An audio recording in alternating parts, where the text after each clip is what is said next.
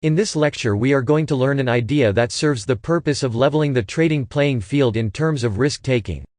It's not an absolute necessity to employ the techniques of risk contraction and expansion, but if you want to obtain the full effect of the margins of error of the various risk-reward ratios, you need to level the risk you take in all trades.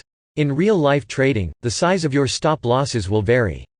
That means that the good properties of risk-reward ratios can get a little distorted to the worse side of the spectrum. For example, imagine that you have this series of 4 trades. You can see that the size of the stop-loss orders varies quite a lot in terms of pips. The largest stop is 30 pips and the smallest one is 5. If you end up being right on the smaller trades and wrong in the larger trades, your margin of error can suffer.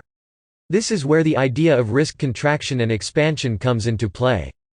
The goal behind this idea is to use leverage to make all trades risk the same percentage regardless of the stop size.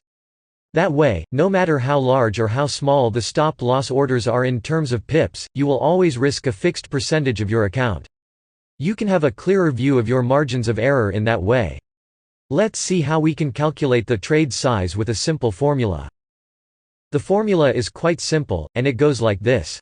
The trade size in lots equals the arbitrary risk in terms of capital divided by the size of the stop loss in terms of pips divided by 10.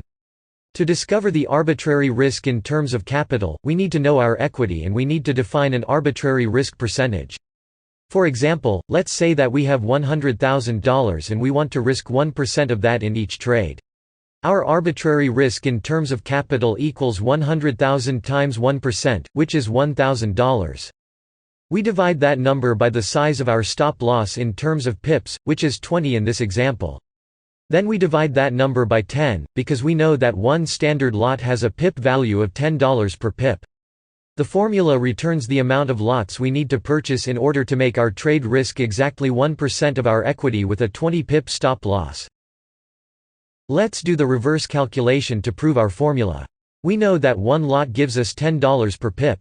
The formula returned 5 lots, so our trade would function with $50 per pip. If we got stopped out, we would lose 20 pips at $50 per pip, which gives us a $1,000 loss, which is 1% of our equity.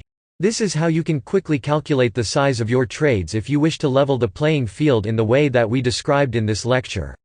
In the next video, we are going to talk about different methods of position sizing and how you can grow your account in an organized way.